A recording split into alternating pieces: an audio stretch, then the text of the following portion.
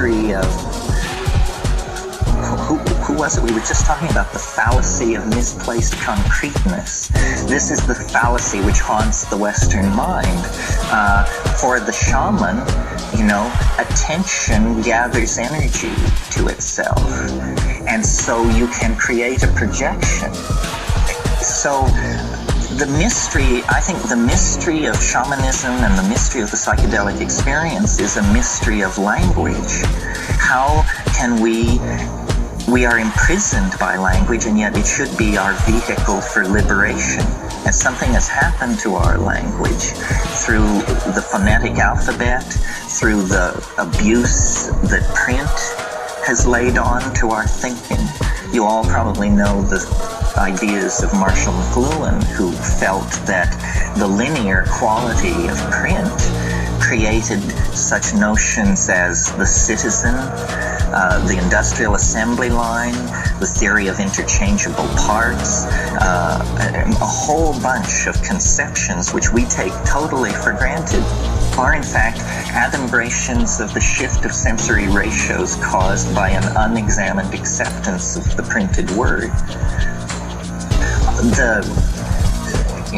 One thing probably worth talking about this morning is how do you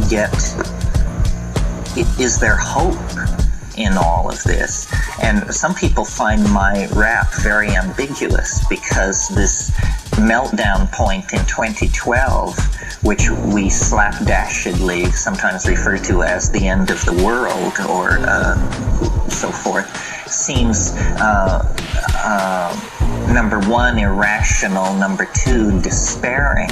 Well, I don't think we can do too much about its irrationality, but I think living in the light of the expectation of something like that orders your priorities.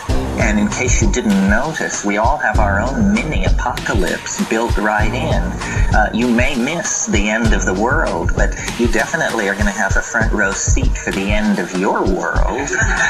So, is that any less profound? Are you such a selfless Democrat that you're more interested in the end of the world than the end of your world?